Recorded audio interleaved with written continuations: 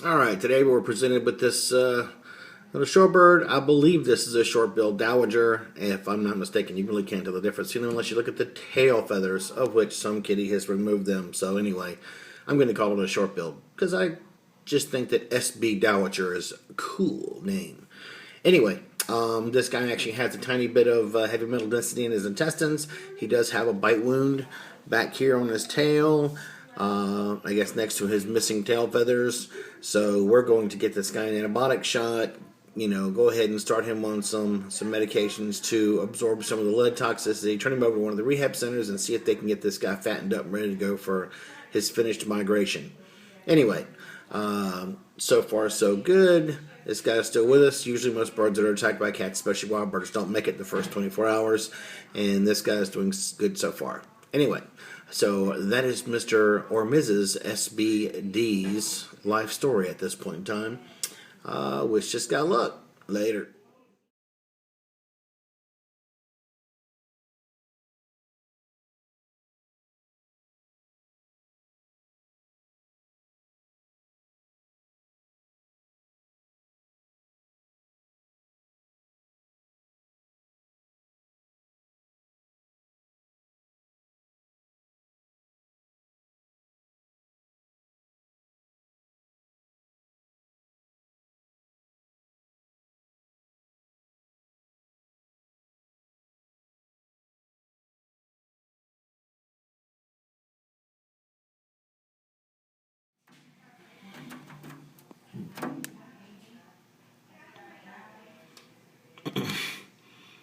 I'm hoping I can get you to notice this, but one of the things I was noticing when I was playing with this guy is the beak is rather prehensile.